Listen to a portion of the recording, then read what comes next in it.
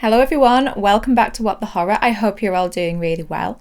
If you're new here and you like horror and you like movies, then don't forget to click that subscribe button, as I am here for you with movie reviews, rankings, comparisons and deep dives. In today's episode, I'm going to be ranking all the installments in the I Know What You Did Last Summer series.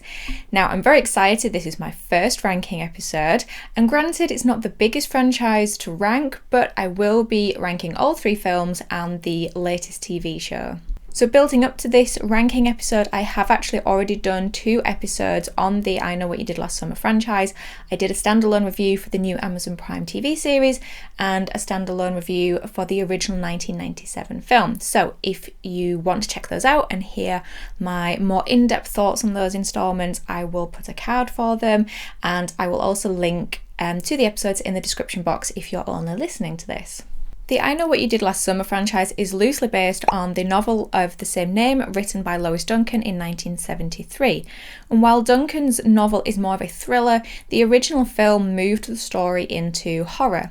Lois Duncan is well known, well documented for not being a fan of the film adaptation of her novel, but audiences were a fan, so a sequel was quickly commissioned and released the following year in 1998. The sequel, I'll Always Know What You Did Last Summer, was not well received by critics or by fans, and so the franchise took a rest for 8 years until a third movie was released in 2006 direct-to-video. I'll Always Know What You Did Last Summer was a critical flop and actually has a rating of 0% on Rotten Tomatoes.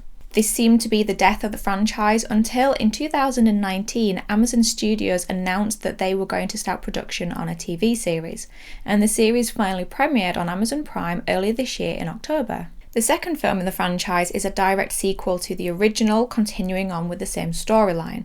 The third film has nothing to do with the first 2, but it is set in the same universe and has the same villain.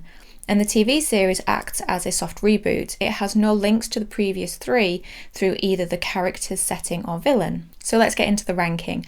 What I'm going to do is rank each of the 4 installments, sharing my thoughts on each of them as we go, and then at the end I'm going to talk a little bit about what lies ahead in the future of the franchise. So first I'm going to start at the bottom, what I consider and what I imagine most people consider the worst in the franchise, and then work my way up to the top. So coming in last at 4th place is I'll Always Know What You Did Last Summer, released in 2006. This movie, along with Zombievers and Underneath, has to be one of the worst films I have ever seen. It is bland, boring, poorly acted, and an insult to both the original novel and the original movie. It still follows the basic same structure of the other films, but this time a group of teens decide to pull a prank at a fairground, which unfortunately leads to the accidental death of one of their friends. So rather than admitting that they were in on the prank, they decide to, yes, you guessed it, cover it up. And then we pick up with them 1 year later as a mysterious figure decides to pick off these teens one by one. And the killer in this film is eventually revealed to be Zombie Ben Willis. That's right, the fisherman from the first 2 movies. Why Ben Willis would be after these teens is a mystery to me, and why the fisherman is in Colorado, from which what I can see has no coastline, another mystery. But there you have it. Zombie Ben Willis. The only positive that I could find with this film is this one tiny short scene at the very beginning where the friends are on a ride in the fairground and they're trying to scare each other with the urban legend of the fisherman. And I liked that it was trying to recreate the scene in the original movie where the 4 teens were on the beach sharing urban legends together, and now they and the fishermen themselves have become the urban legend. I thought it was quite a nice idea, but it's unfortunate that this one positive was still poorly acted and poorly executed. Okay, I'll be honest, I feel a bit of a fraud trying to review this film in this ranking when I didn't even finish the film. There are just too many wonderful films and shows out there that deserve our time and attention, and I just didn't want to waste any more of my time on this mess. What I did instead was I went and watched Dead Meat's kill count of it, and what I'm actually going to do is link that episode in the description box below, because my advice would be don't bother with the film, watch Dead Meat's kill count, which is actually entertaining and well written. Okay, angry rant section of this video over. Now, I was debating between third and second place for quite a while. I kept swapping and changing because I have mixed feelings on both of the next two installments. I have positives and negatives for both, but what I eventually decided on, in third place, I Still Know What You Did Last Summer, released in 1998. So this serves as a direct sequel to the original film, having 3 of the original cast members return. It continues the storyline of Julie and Ray and Ben Willis's revenge. But as well as continuing with the story, it also adds some origin to the fisherman, filling in some backstory as to what happened to Ben Willis before the accident in Southport. When I originally saw this film when I was younger, I quite liked it. I enjoyed that they continued the storyline. I liked that they referenced Helen and Barry from the first film and that it saw the return of the fisherman. But with subsequent viewings as I've got older, I've realised how messy this film actually is. So my main big issue with this film, and to an extent the original film, is that the fisherman just doesn't seem interested in Ray at all. He's always focused on finding and attacking Julie. And to me, this just seems odd because when the accident happened, Julie actually wanted to help. She wanted to call the police and get an ambulance, while Ray was supporting Barry's idea of disposing of the body. So to me, I just feel like, wouldn't the fisherman want to go after Ray more than he would want to go after Julie? But no, apparently not. Another issue I have with this film is the sudden additional information of the Willis family, the addition of Ben Willis's son, Will. Why was he not in or mentioned in the original film? And it turns out that Ben Willis's wife, who is apparently dead, who he apparently killed, and his daughter Susie, who was mentioned in the original film, they're not buried in Southport, they're buried here on the Caribbean island that he lures the teens to. You know, he had this whole life, this whole backstory on this Caribbean island. His family is buried there. So I just feel like, wouldn't Julie and Ray have come across this information? Wouldn't they have known of this island, and so wouldn't they have avoided going on a holiday there? Again, apparently not. A couple of the characters in the film as well are a little questionable. I'm not convinced that they would get away with Jack Black's character these days, and Ty, played by Mekhi Phifer, is such a two-dimensional character that his only characteristic in the film is that he wants to hook up with his girlfriend and then complains about it when he gets interrupted. I mean, they're literally being chased by the fisherman at one point and he's still complaining about it. One positive for me though is that this film has Jeffrey Combs in it, no matter how short his screen time is, and I will say that some of the songs they use are quite good as well. And in second place, the TV show I Know What You Did Last Summer, released earlier this year in October. I went with the TV show for my second place because, as I said in my standalone review for it, it might not be a great TV show or a great horror TV show, but it is a good enough installment in this franchise, especially compared to the previous films. I enjoyed the refreshing aspect of the teens actually talking to their parents and asking for their help when situations got too much for them. This is rarely seen in slashers. I also really like the father-daughter relationship between Bruce and Allison.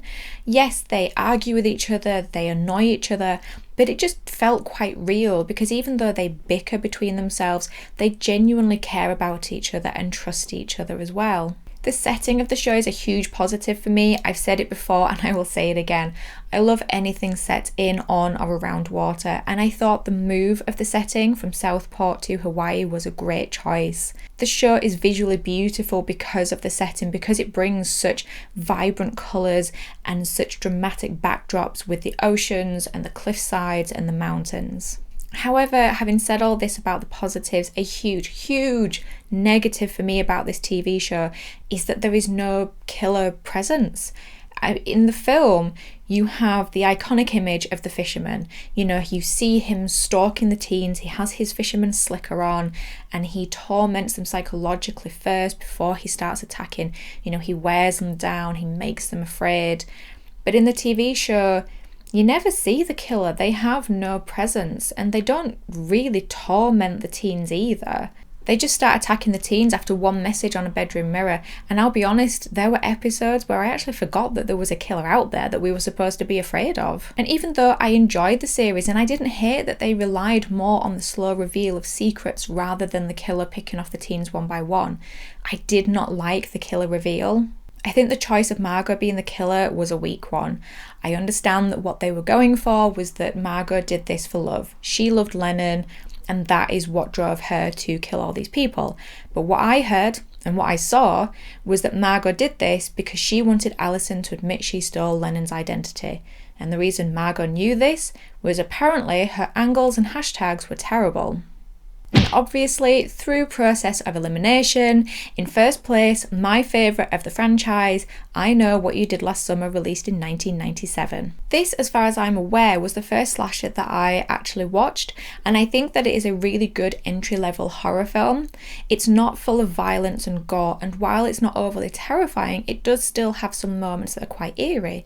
It also has a wonderful star-studded 90s cast in Sarah Michelle Gellar, Jennifer Love Hewitt, Freddie Prinze Jr., Ryan Felipe, and this definitely appealed to younger me, who was currently obsessed with Buffy the Vampire Slayer. I think the screenplay is really strong as well, and this isn't surprising when you find out that it was written by Kevin Williamson, who also wrote the screenplay for Scream. The central storyline is intriguing and it runs at a really good pace, and I think what Williamson has been able to do is write characters that are actually likeable, and I genuinely care if they live or they die. I've always enjoyed this small fishing town setting, and I absolutely love how so many details of the film tie into the setting.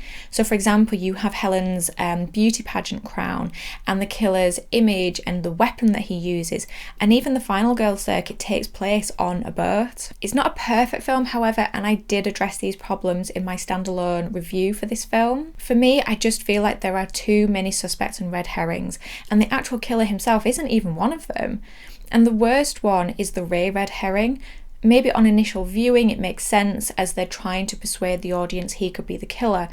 But then when you re-watch it, it just comes across as really odd. Why is Ray acting so shifty and aloof and so uninterested in the fact that his friends have been targeted by somebody dangerous? But despite its flaws, this is one of my absolute favourite horror films, mostly through nostalgia, I'll admit, but it's a comfort film for me and one that I revisit time and time again. So there you have it, guys, my ranking of the I Know What You Did Last Summer franchise. But what of the future for I Know What You Did Last Summer? As of this moment, I could not see any news on a new film installment, and Amazon Studios have yet to announce if they are going to give the series a second season. The season 1 finale was left on a bit of a cliffhanger, and when asked about the season 1 finale and the direction she wanted to go with season 2 if one was given, executive producer and showrunner Sarah Goodman said, quote, "I'm hoping to use Riley to bring us into what the cult believes, what the cult has done, and what that means for if Riley is or is not alive." So I guess we'll see. So I'd love to know what your guys' thoughts are on this franchise. Did you watch the TV show? Did you like it? Do you like the films in general? Leave your rankings and comments below. But in the meantime, thank you as always for stopping by and listening to this horror fan's thoughts and opinions. I appreciate each and every one of you. Take care of yourselves, and I will talk to you in the next episode. Bye guys.